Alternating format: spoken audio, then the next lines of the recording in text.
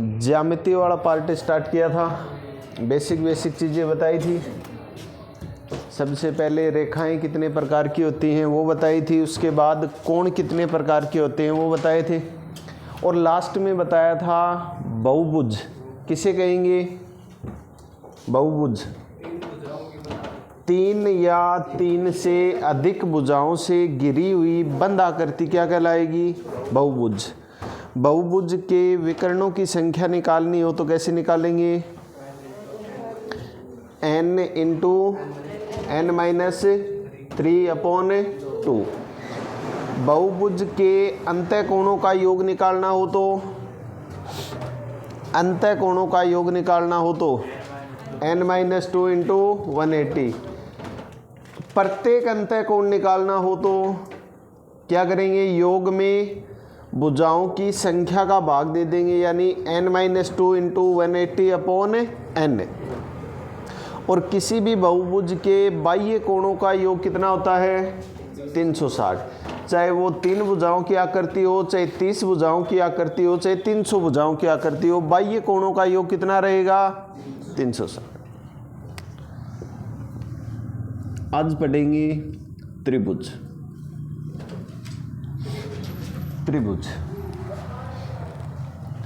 त्रिभुज में भुजाएं कितनी होती हैं? 3 भुजाएं होती हैं क्या? A, B, C। इसमें शीर्ष कौन कौन से हैं? शीर्ष A है, B है, C है, यानी जो कोणे होते हैं वो क्या कहलाते हैं? शीर्ष। और 2 शीर्षों को मिलाने वाली जो रेखा होती है ये क्या कहलाती है? भुजा। क्या कहलाती है? भुजा। तो भुजा भी कितनी होती हैं?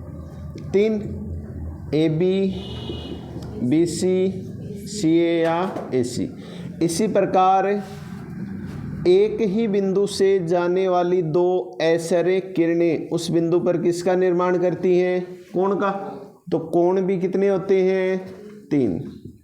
कोण A, कोण B, कोण C। और त्रिभुज के तीनों अंतःकोणों का योग कितना होता है? 180 डिग्री होता है क्या? इसके बाद अगर किसी भी त्रिभुज में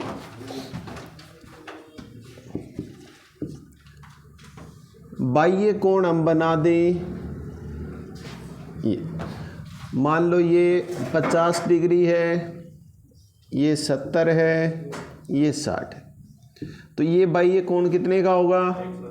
120 का होगा क्या? ये कितना का होगा? 130 का। और ये कितने का होगा?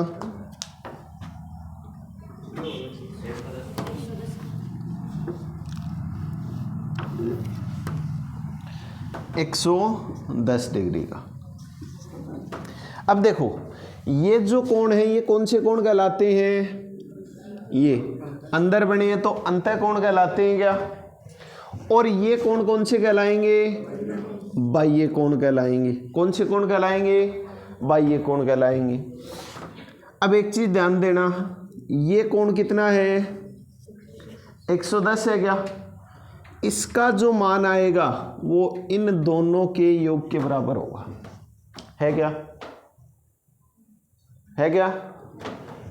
इसी प्रकार इसका जो मान है वो इन दोनों के योग के बराबर है क्या?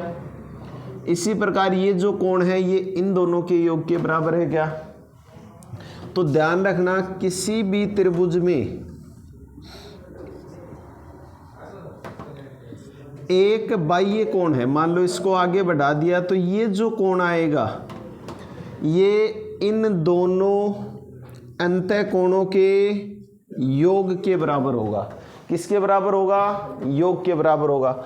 मान लो ये कोण A है, ये C है, तो ये कोण कितना बनेगा? A plus C। और ये जो कोण है दोनों, ये दोनों कोण कहलाएंगे अंतः अभिमुख कोण। कौन से कोण? अंतः अभिमुख कोण, यानी अंदर और इसके सामने बने कोण। ठीक है? तो ध्यान रखना, किसी भी बाह्य कोण का मान उसके अंदर बने अंतः अभिमुख कोणों के योग के बराबर होता है। इसी प्रकार अगर मैं इसको आगे बढ़ा दूं तो ये जो कोण बनेगा ये कितना बनेगा, ये शीर्ष ए है तो इन दोनों कोणों के योग के बराबर कितना आएगा, b प्लस सी। इसी प्रकार इसको आगे बढ़ाएंगे तो क्या आएगा, a प्लस बी। ये बात आ गई क्या समझ में। किसी भी त्रिभुज में किसी बाह्य कोण का मान उसके अंतः अभिमुख कोणों के योग के बराबर होता है। इन दोनों को जोड़ेंगे तो इनके सामने वाला जो बाह्य कोण है उसका मान आ जाएगा। आगे बात समझ में। अगली बात है, कोई भी त्रिभुज दिया है आपको, उसमें अगर कोण छोटा है तो उसके सामने की भुजा भी क्या होती है, छोटी होती है। जैसे ये त्रिभुज बना है,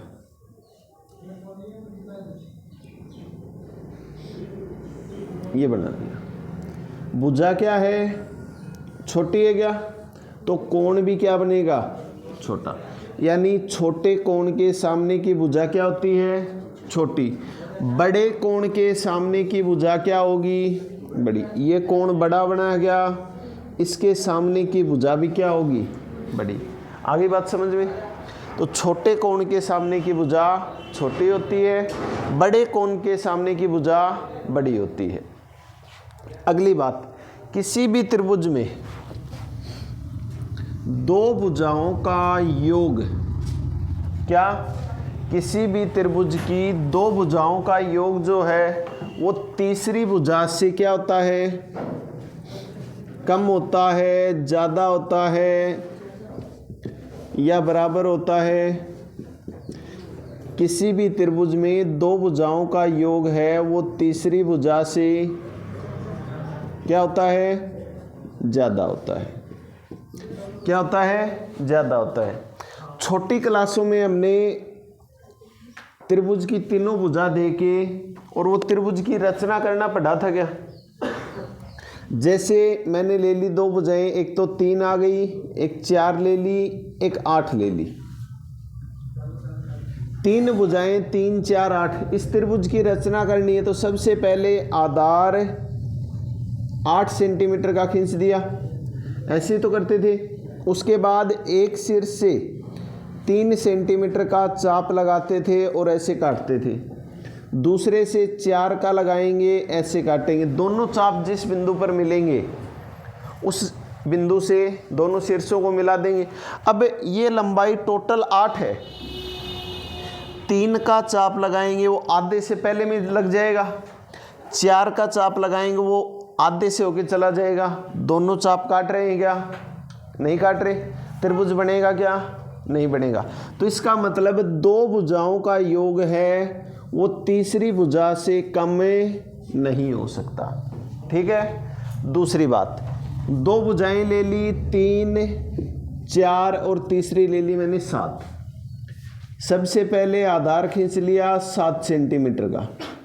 अब पहले सिर से 3 का चाप लगा दिया, दूसरे से 4 का चाप लगाएंगे, वो ऐसे लगेगा क्या, और जिस बिंदु पर काट रहे हैं उससे दोनों शीर्षों को मिलाएंगे वो तो इसी लाइन पे आ जाएंगे। त्रिभुज बना क्या। तो इसका मतलब दो भुजाओं का योग है वो तीसरी भुजा के बराबर भी नहीं हो सकता।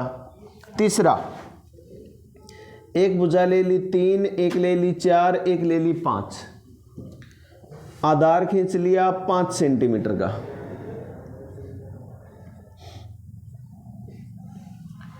तीन का चाप लगाएंगे, 1, 2, 3, ऐसे काटेगा क्या।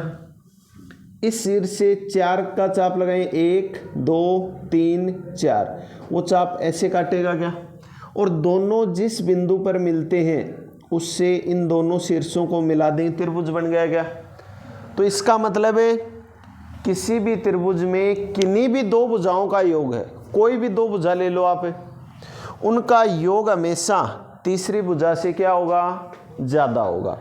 अगर आपको 3 भुजाएं दे रखी हैं, उनमें किन्हीं भी दो भुजाओं का योग तीसरी भुजा से कम मिले या तीसरी भुजा के बराबर मिले तो वो त्रिभुज कभी भी नहीं बन सकता, वो भुजाएं त्रिभुज की नहीं हो सकती। ठीक है, जैसे 5 और 3 है 8, 4 से ज़्यादा है।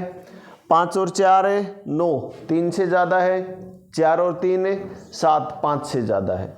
कोई भी कंडीशन ले लेना, दो भुजाओं का योग हमेशा तीसरी भुजा से क्या मिलेगा, ज़्यादा मिलेगा। ठीक है। और दो भुजाओं का अंतर,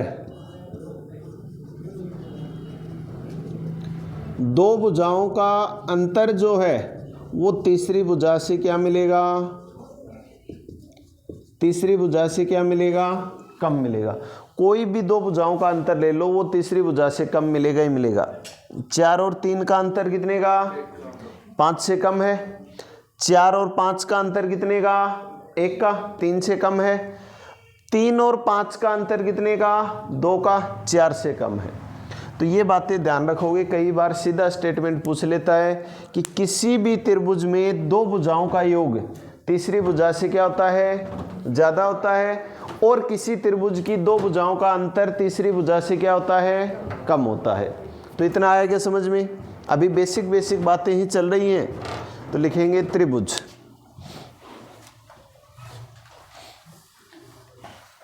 त्रिभुज किसे कहेंगे, तीन भुजाओं से घिरी हुई बंद आकृति त्रिभुज कहलाती है।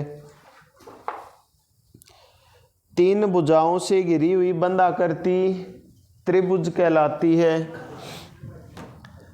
और एक डायग्राम बना दो ये त्रिभुज का। इसमें ये तो क्या होते हैं, शीर्ष, ये क्या है, भुजा, और ये क्या है, कोण।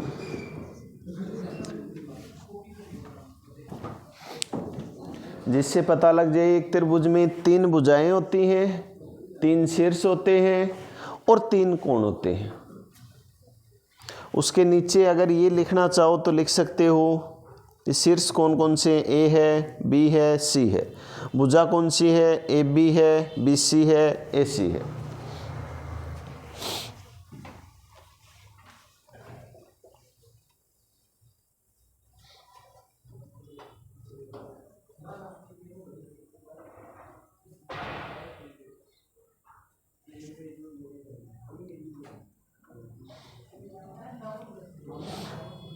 ये बात लिखवानी है क्या, अंतःअभिमुख कोणों के योग के बराबर होता है बाह्य कोण का मान। तो ये डायग्राम बना दो ऐसे के ऐसे।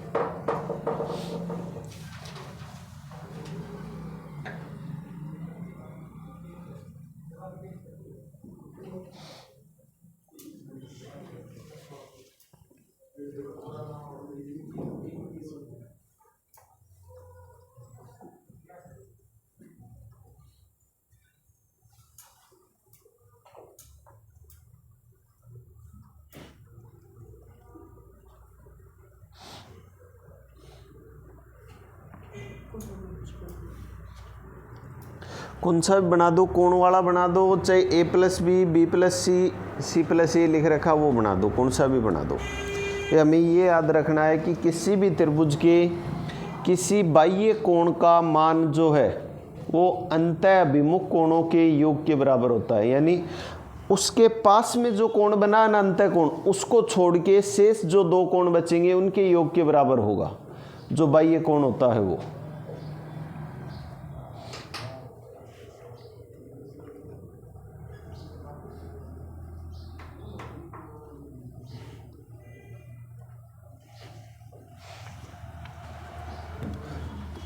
बना दिया। लिखेंगे किसी त्रिभुज की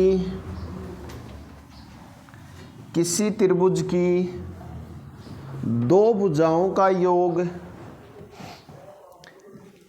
किसी त्रिभुज की दो भुजाओं का योग तीसरी भुजा से अधिक होता है। दो भुजाओं का योग तीसरी भुजा से अधिक होता है और दो भुजाओं का अंतर तीसरी भुजा से कम होता है। ऐसे याद रख लो, जोड़ ज़्यादा ही तो होता है तो तीसरी से ज़्यादा होगा, अंतर मतलब घटाएंगे तो कम ही आएगा, तो तीसरी भुजा से कम होगा। किसी त्रिभुज की दो भुजाओं का योग तीसरी भुजा से अधिक और उनका अंतर तीसरी भुजा से कम होता है। तीसरी भुजा से कम होता है। एक क्वेश्चन लिखेंगे, एक त्रिभुज की दो भुजाएं क्रम से 6 सेंटीमीटर और 11 सेंटीमीटर हैं। एक त्रिभुज की दो भुजाएं क्रम से 6 सेंटीमीटर और 11 सेंटीमीटर हैं। तो तीसरी भुजा के पूर्णांक में कितने मान संभव हैं?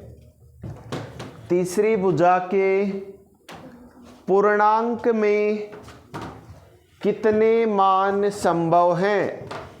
पूर्णांक का मतलब है पूरे पूरे अंक में, यानी कितने मान हो सकते हैं तीसरी भुजा के, ये बताना है।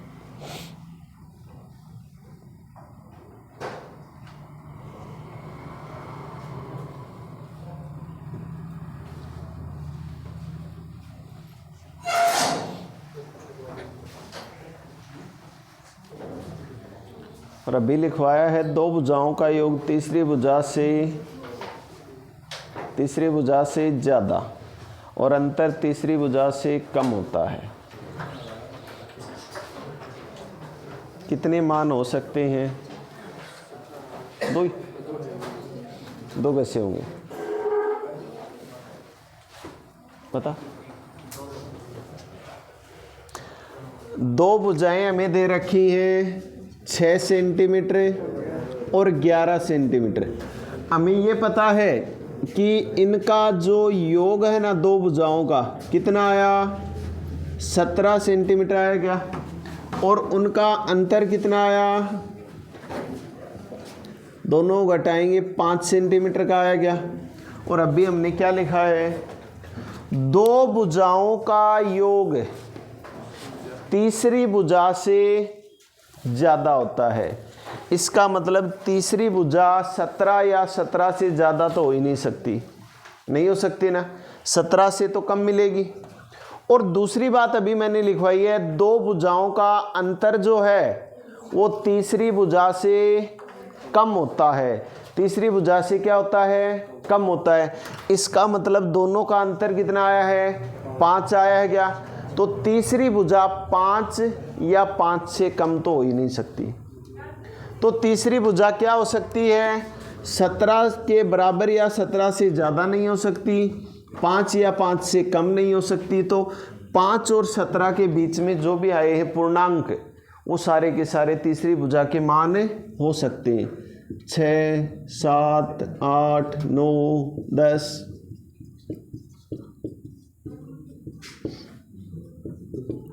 ये सारे के सारे तीसरी भुजा के मान हो सकते हैं। तो कुल कितने हुए, 11 हो गए क्या। तो कितने मान हो सकते हैं तीसरी भुजा के, 11 हो सकते हैं। जब भी इस टाइप का क्वेश्चन पूछा जाए तो एक बार तो दोनों का योग कर दो, एक बार दोनों का अंतर कर दो, बस उनके बीच में जो जो मान आएंगे ना वो तीसरी भुजा के मान हो सकते हैं। ठीक है, तो कौन कौन से हो सकते हैं, 6 से लेके 16 तक के जो मान हैं वो तीसरी भुजा के मान हो सकते हैं। टोटल मान कितने हुए, 11।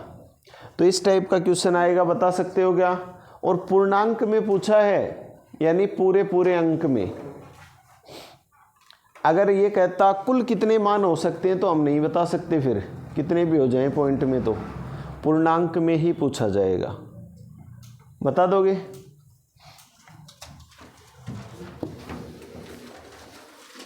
इसके बाद आता है त्रिभुजों का वर्गीकरण। त्रिभुजों को कितने भागों में बांटा जाता है।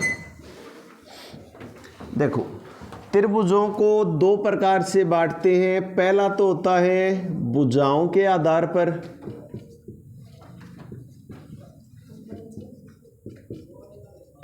और दूसरा जो बांटा जाता है वो बांटा जाता है कोणों के आधार पर। किसके आधार पर है, कोणों के आधार पर। भुजाओं के आधार पर त्रिभुज कितने प्रकार के होते हैं? कितने प्रकार के होते हैं? 3 प्रकार के होते हैं। पहला समबाहु त्रिभुज, इक्विलेटरल ट्रायंगल। सम का मतलब है समान, बाहु का मतलब है भुजाएं। वह त्रिभुज जिसमें तीनों भुजाएं बराबर बराबर हों, कौन सा त्रिभुज कहलाएगा? समबाहु त्रिभुज। और तीनों भुजाएं बराबर हैं तो तीनों कोण भी क्या होंगे? बराबर होंगे। यानी तीनों कोणों का योग कितना होता है? 180।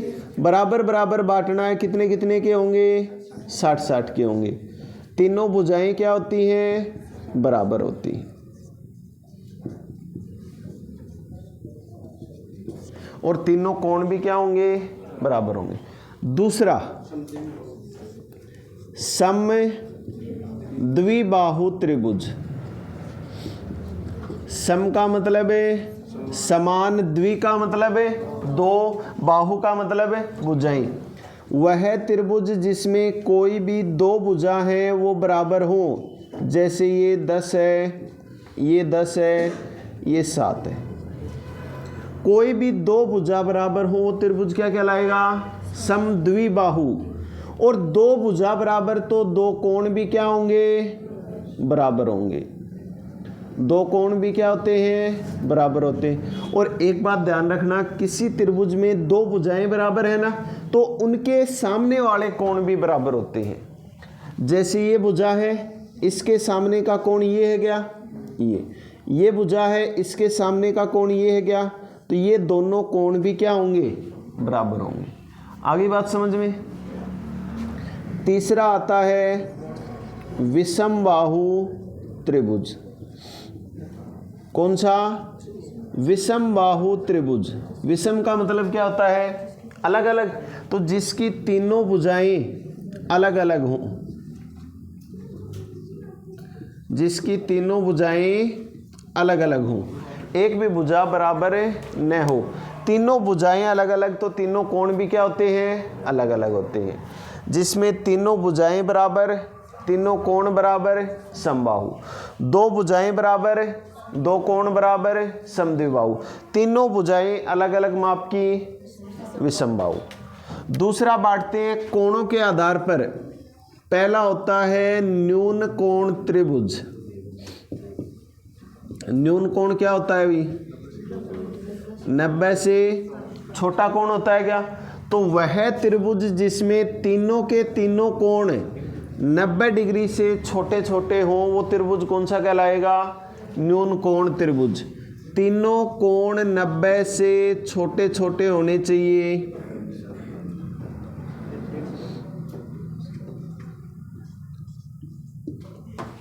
ठीक है, तीनों कोण 90 से छोटे छोटे हों, कौन सा त्रिभुज होगा? न्यून कोण त्रिभुज। दूसरा समकोण त्रिभुज, राइट एंगल ट्रायंगल।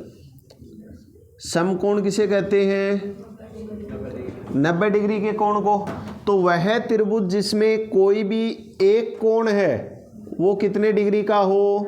90 डिग्री का हो, वो त्रिभुज कौन सा कहलाएगा? समकोण त्रिभुज। शेष 2 कोण क्या होंगे? शेष 2 कोण क्या होंगे? 90 से छोटे तो होंगे, क्योंकि त्रिभुज में तीनों कोणों का योग 180 डिग्री होता है क्या? उसमें से एक 90 का बच गया, तो बाकी दोनों का जोड़ ही 90 बचा है।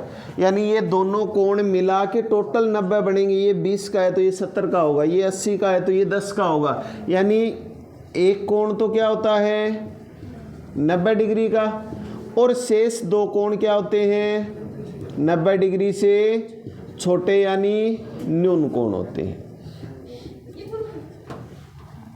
तीसरा आता है अधिक कोण त्रिभुज, ऑब्ट्यूज एंगल ट्रायंगल। अधिक कोण त्रिभुज। सबसे पहले तो ये बताओ अधिक कोण क्या होता है?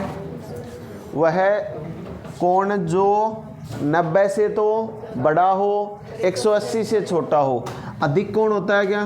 तो अधिक कोण त्रिभुज क्या बन जाएगा? वह त्रिभुज जिसमें कोई भी एक कोण है वो अधिक कोण हो, यानी 90 डिग्री से बड़ा हो और 180 से छोटा हो। शेष दो कोण क्या होंगे? न्यून कोण ही होंगे, क्योंकि तीनों का योग कितना होता है? 180 डिग्री। उसमें से एक तो 90 से बड़ा मिल गया, तो शेष जो दो बच गए वो 90 से छोटे छोटे होंगे। तो एक कोण तो क्या होता है? अधिक कोण। शेष दो कोण क्या होंगे? न्यून कोण।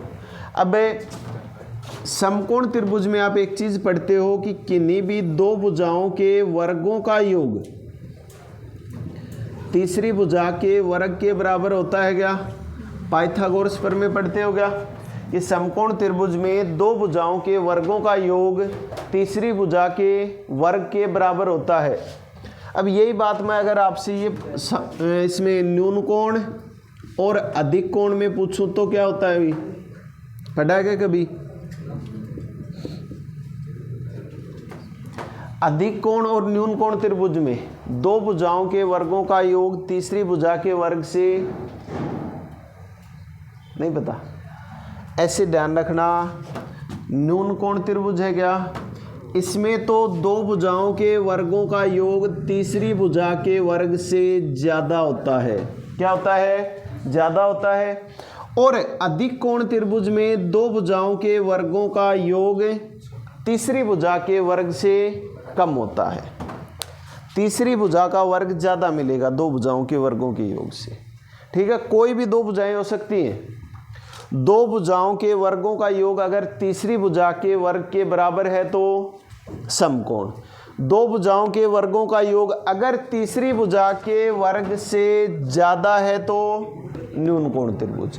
और दो भुजाओं के वर्गों का योग अगर तीसरी भुजा के वर्ग से कम है तो अधिक कोण त्रिभुज। ठीक है, उतारो।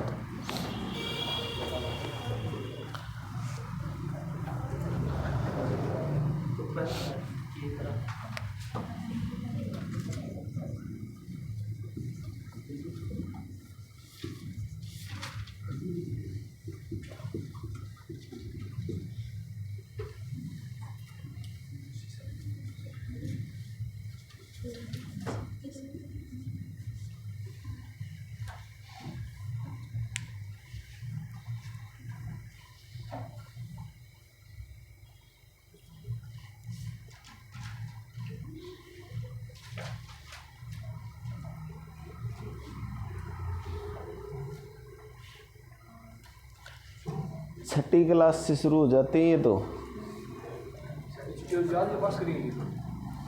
10वीं में भी थे।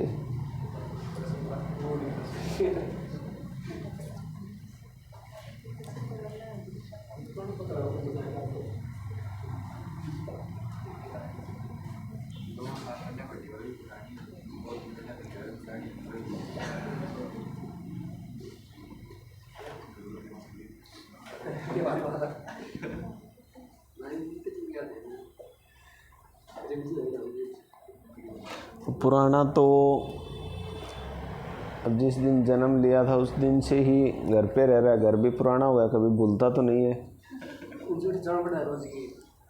क्योंकि उस चीज़ का हम रिवीजन करते हैं, बार बार रिवाइज करते हैं। उस चीज़ को रिवाइज करेंगे तो याद रहेगा। और ये चीज़ें हैं हम रिवाइज नहीं कर रहे, रिवाइज नहीं कर रहे तो समस्या है फिर।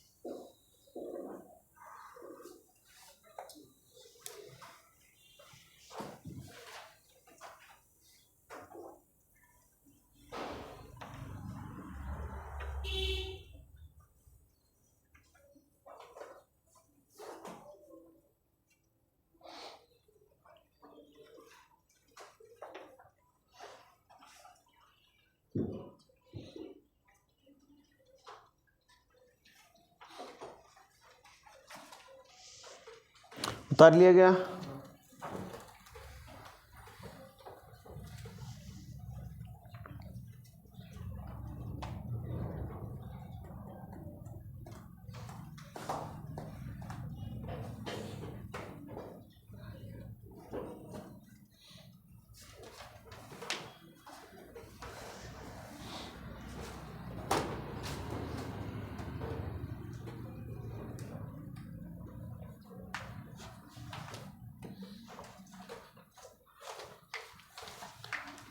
एडिंग डालेंगे त्रिभुज के केंद्र, त्रिभुज के केंद्र, और सबसे इंपॉर्टेंट पार्ट है त्रिभुज में, त्रिभुज के केंद्र।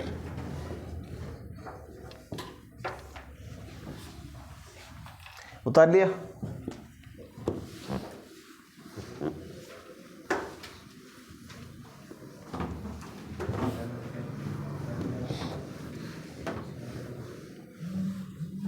और साथ साथ रिवाइज करते जाना भी ये, नहीं तो फिर जो 10th क्लास में समस्या थी ना आपके, वही वापस रहनी है कि ज्योमेट्री है, ज्यामिति है, सबसे हार्ड है, नहीं आएगी।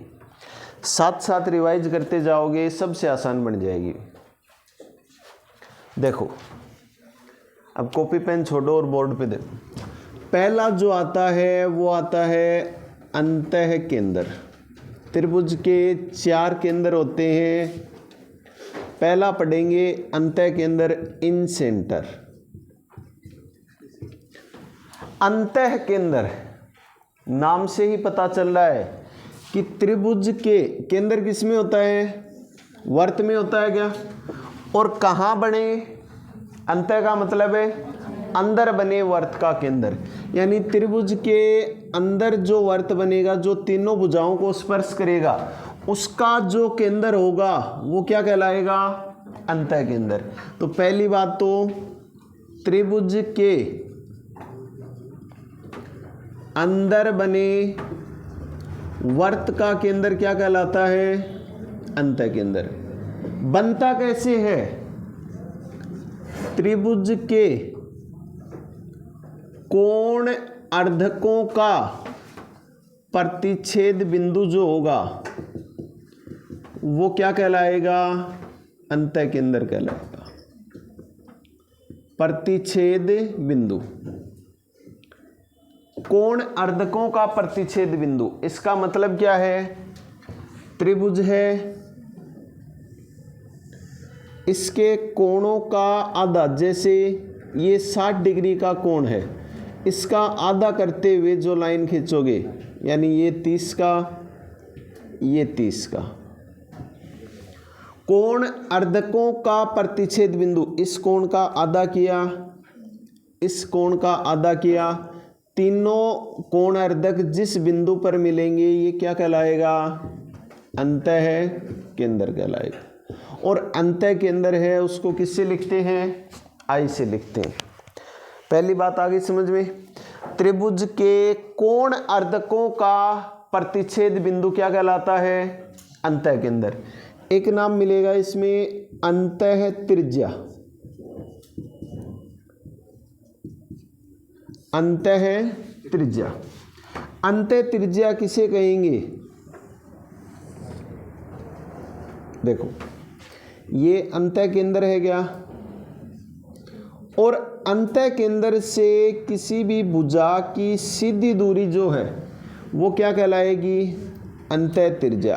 अंतः केंद्र से किसी भी भुजा की जो दूरी है वो क्या कहलाएगी, अंतः त्रिज्या। ये त्रिज्या तो बनी, और वर्त में त्रिज्या परिधि के किसी भी बिंदु को केंद्र से मिलाने वाली रेखा जो होती है वो त्रिज्या कहलाती है। कहीं भी मिला दो त्रिज्या तो बराबर ही रहती है क्या, तो अंतः त्रिज्या है वो हमेशा क्या रहेगी, बराबर रहेगी। और कैसे बनती है, केंद्र से भुजाओं की जो दूरी होती है, सीधी दूरी यानी कम से कम दूरी जो होगी वो क्या कहलाएगी, अंतः त्रिज्या। आगे बात समझ में। आपको बनाना कैसे है अंतः केंद्र, त्रिभुज के अंदर कोई भी 2 शीर्ष ले लेना। क्या लेना, कोई भी 2 शीर्ष लेना, और उनका जो कोण अर्धक है, कोणों का आधा आधा करते हुए जो लाइन खींचेंगी, जिस बिंदु पर काटेंगी वो अंतः के अंदर ही आएगा। तीनों की ज़रूरत ही नहीं है। कोई भी दो कोणों का अर्धक कर लो और उनको जो कोण अर्धक वाली जो रेखा है इनको आगे बढ़ाएंगे, जिस बिंदु पर मिलेंगी वो क्या कहलाएगा? अंतः के अंदर ही कहलाएगा। क्योंकि तीसरी है, तीसरी का कोण अर्धक करेंगे वो ऑटोमेटिक ही इसी जगह मिलेगा। ठीक है। अब यहाँ से क्वेश्चन क्या बनता है? क्वेश्चन ये आता है कि एक त्रिभुज ABC में, अब ध्यान देना भी, यहाँ से क्वेश्चन बनेगा। I जो है वो अंतः के अंदर है। I क्या है? अंतः के अंदर है। आपको ये कहेगा यदि ये कोण A है, ये 20 डिग्री है, तो कोण BIC है, इसका मान क्या होगा? ये पूछेगा आपसे। ध्यान रखना, किसी भी त्रिभुज में अंतः के अंदर जो होता है इसको दो शीर्षों से मिला दिया जाए तो तीसरा शीर्ष जो बचता है, ये मान लो थीटा है या ए ही है, तो ये जो कोण बनेगा ये 90 प्लस इसका आधा करके जोड़ेंगे वो बनेगा 90 प्लस θ/2 बनेगा। क्वेश्चन आता है सीधा सीधा। आया कैसे वो चीज़ बताऊंगा। देखो,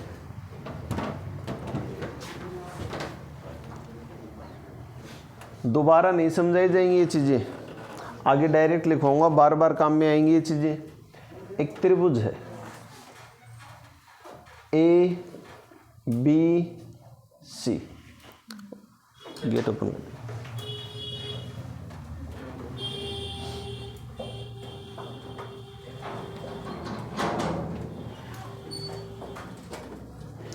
त्रिभुज है ABC, I जो है इसका अंतः के अंदर है, तो ये इसको B से मिलाएंगे, C से मिलाएंगे, तो ये इनका आधा करेगा या नहीं करेगा, ये बताओ।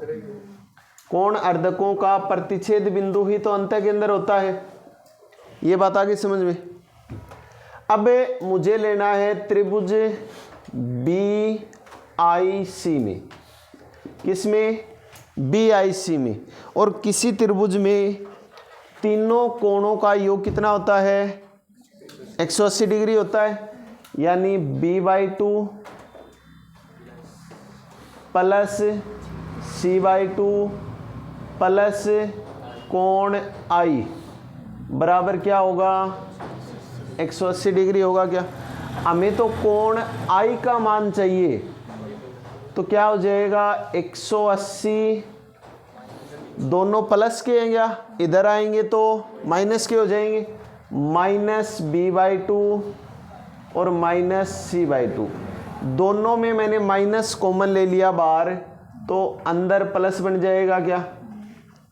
और इसको हम ये लिख सकते हैं 180 माइनस B प्लस C/2 लिख सकते हैं। दोनों का एलसीएम लेंगे, 2 ही आएगा, B प्लस C/2 लिख सकते हैं क्या? अब त्रिभुज ABC जो है उसमें ये बताओ, ABC में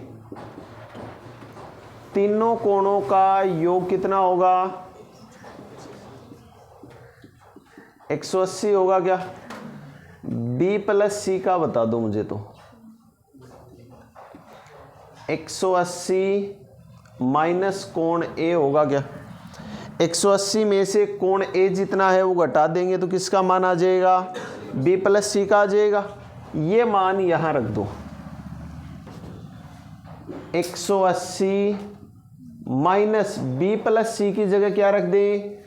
180 माइनस A, और बटे में 2 है ही,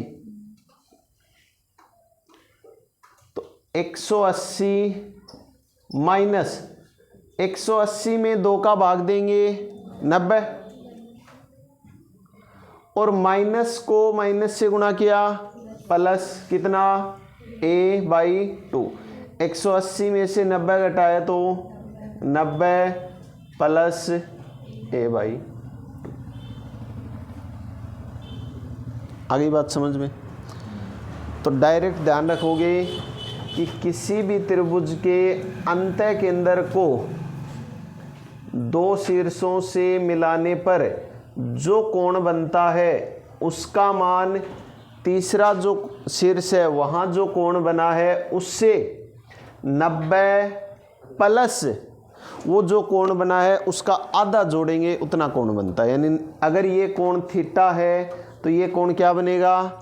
90 प्लस θ/2। अब तो आगे समझ में कैसे बनता है। अब एक बात बताओ, अगर किसी त्रिभुज में ये अंतः केंद्र है, इस कोण का आधा आधा करते हुए ये खींच दी लाइनें, तो ये जो इस भुजा को काटेगी ये मध्य बिंदु होगा क्या? ये मध्य बिंदु पर काटेगी या नहीं काटेगी? नहीं काटेगी। काट भी सकती है, नहीं भी। यानी ये जो बिंदु है ये मध्य बिंदु होने की कोई गारंटी नहीं है। हो भी सकता है, नहीं भी हो सकता। इसी प्रकार ये इसको 90 डिग्री पर काटेगा या नहीं काटेगा? यानी 90 डिग्री पर काट भी सकता है, नहीं भी काट सकता। वो त्रिभुज पर डिपेंड करेगा। ठीक है, इसके ऊपर लंबवत होगी या नहीं होगी कोई गारंटी नहीं है। तो ये बात आ गई क्या समझ में कि किसी भी त्रिभुज में अंतः केंद्र पर बने कोण का मान तीसरे शीर्ष से 90 प्लस a/2 या θ/2 ज़्यादा होता है। इसी थ्योरी को अगर थोड़ा सा और आगे पढ़े, यहाँ से ग्रामसेवक में क्वेश्चन आया था भी सीधा, इसी को अगर आगे पढ़े तो अगर ये कोण A है तो ये अंतः केंद्र है क्या? I। ये कोण कितना होगा? 90 प्लस a/2 होगा। ये अंतः कोणों का अर्धक था क्या? अगर बाह्य कोणों का अर्धक खींच दिया जाए तो जिस बिंदु पर मिलेगा यहां जो कोण बनेगा वो होगा 90 minus a/2। 90 minus a/2 proof ऐसे ही होगा। ठीक है, अब डायरेक्ट याद रख लो, अगर अंदर कोण बनता है तो वो क्या होगा? 90 प्लस a/2। बाहर यानी बाह्य कोणों के अर्धकों का प्रतिच्छेद बिंदु जिस बिंदु पर मिलेंगे ये कोण कितना बनेगा? 90 माइनस a/2। अगर इस अंतः कोण के अर्धक वाली लाइन को और बाह्य कोण वाले अर्धक वाली लाइन को आगे बढ़ाया जाए तो आपसे ये कोण और पूछेगा, तो ये कोण कितना बनेगा? a/2। कितना बनेगा? a/2। कितना? 90 प्लस a/2। 90 minus a/2। ये a है तो इधर जो बनेगा एक अंतः कोण और एक बाह्य कोण के अर्धक से बना कोण, तीसरा जो शीर्ष है उसका आधा होता है। आगे बात समझ में? लिखेंगे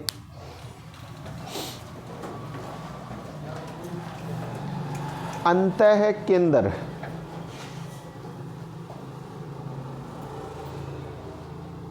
अंतः केंद्र त्रिभुज के अंतःवर्त का केंद्र, त्रिभुज के अंतःवर्त का केंद्र क्या कहलाएगा? अंतः केंद्र। या आप लिख सकते हो त्रिभुज के, दूसरी चीज लिख रखी है बोर्ड पे, त्रिभुज के कोण अर्धकों का प्रतिच्छेद बिंदु। त्रिभुज के कोण अर्धकों का प्रतिच्छेद बिंदु क्या कहलाता है? अंतः केंद्र कहलाता है। एक और लिखो इसी लाइन में, अंतः केंद्र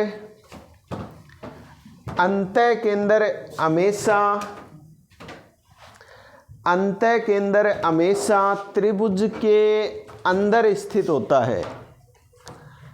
अंतः केंद्र हमेशा त्रिभुज के अंदर स्थित होता है। आगे वाले जो केंद्र पढ़ेंगे वो बाहर भी हो सकते हैं कुछ कंडीशन में। ठीक है, लेकिन अंत के अंदर जो होगा वो कौन सा भी त्रिभुज हो, त्रिभुज के कहाँ होगा, अंदर स्थित होगा। उसके बाद ये डायग्राम बना दूं, त्रिभुज है, उसके अंतःवर्त जो बनेगा, अंदर वर्त जो बनेगा, उसका जो ये केंद्र है ये कहलाएगा अंतः केंद्र। ये डायग्राम बना दो।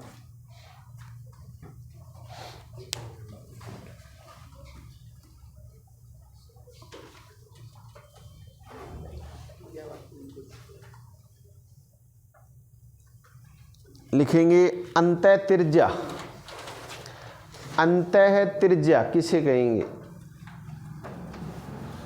इसे स्मॉल आर से लिखते हैं अंतः त्रिज्या को, और त्रिज्या होगी वो कैपिटल आर से लिखी जाएगी। अंतः त्रिज्या स्मॉल आर लिखेंगे। अंतः केंद्र से, अंतः केंद्र से भुजा की सीधी दूरी,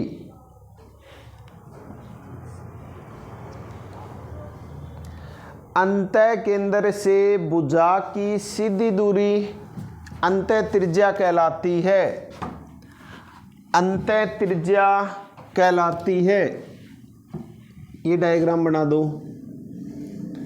ये अंतः केंद्र है और इससे इस भुजा की जो सीधी दूरी है ये क्या कहलाएगी, अंतः त्रिज्या कहलाएगी, स्मॉल आर।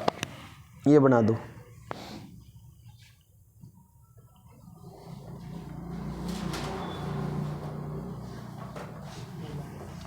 इसके बाद अंतः केंद्र बनता कैसे है, अभी बताया है। त्रिभुज के कोण अर्धकों का प्रतिच्छेद बिंदु अंतः केंद्र होता है क्या, तो ऐसे लिख दो, इस कोण का अर्धक किया, जैसे ये कोण x है तो ये भी x ही होगा, यानी पूरा 2x का है तो ये बराबर बराबर है। इसी प्रकार इस कोण का आधा आधा करेंगे, ये y है तो ये भी y ही होगा। और जिस बिंदु पर मिलेंगे ये बिंदु क्या कहलाएगा, अंतः केंद्र कहलाएगा, अंतः केंद्र कहलाएगा। बना दो डायग्राम। तीसरे की जरूरत नहीं है, तीसरे कोण का अर्धक करेंगे वो ऑटोमेटिक ही इसी बिंदु पर मिलेगा।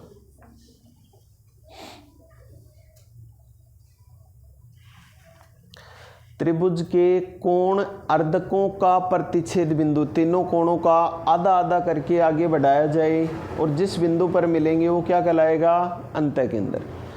बात बताओ तो कोण अर्धक करते कैसे हैं, कोण का आधा आधा कैसे करते हैं, कैसे करेंगे, क्या करते, देखो जैसे ये एक कोण है, इसका आधा करना है तो प्रकार को एक निश्चित आपका मन करे उतना खोलो और एक चाप लगा, ठीक है। जितना खोल रखा है उतना ही रखना है। अब इस सिरे पर रखो, एक चाप लगाओ, यहाँ रखो, चाप लगाओ, और जिस बिंदु पर काटते हैं इस शीर्ष को उस बिंदु से ऐसे मिला दो, ऑटोमेटिक ही उस कोण का आधा हो जाएगा, ठीक है। आगे बात समझ में। तो तीनों का कोण अर्धक ऐसे ही करेंगे। तो कोण अर्धकों का प्रतिच्छेद बिंदु क्या कहलाएगा, अंतः केंद्र कहलाएगा। इसके बाद लिखेंगे, ये डायग्राम बना दो, ये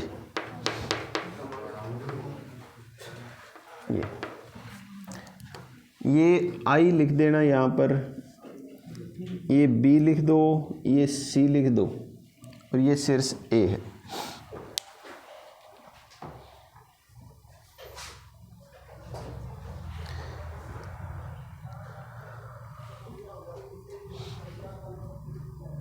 ये भुजा सीधी है और ये भी सीधी है, कहीं ऐसे आगे से ऐसे कर दो, ठीक है, दोनों सीधी हैं।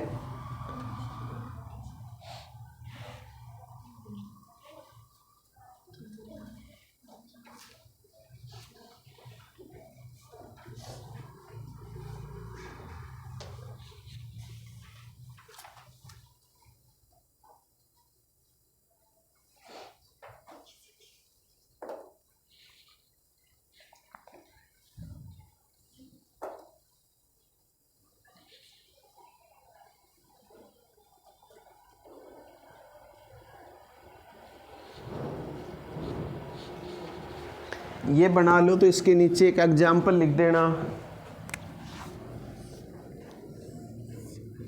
ये कोण है 40 डिग्री।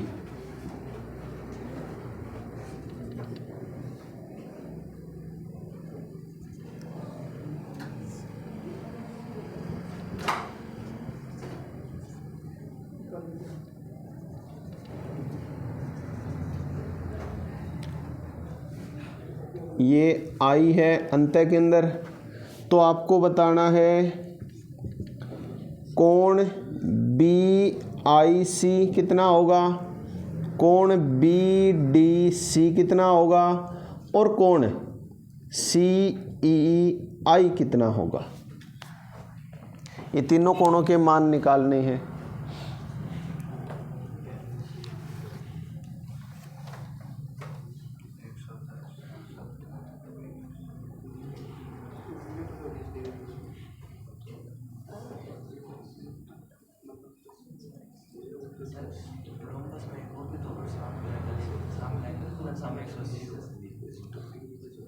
तो आगे पढ़ेंगे, वो चतुर्भुज पढ़ेंगे, उसमें पढ़ेंगे अलग अलग। रोम्बस में ये होता है आमने सामने के जो एंगल होते हैं वो बराबर होते हैं, ठीक है। रोम्बस और पैरेललोग्राम जो होता है उसमें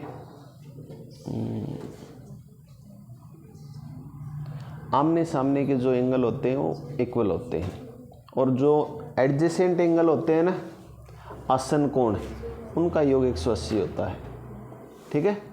आमने सामने वालों का योग 180 नहीं होता।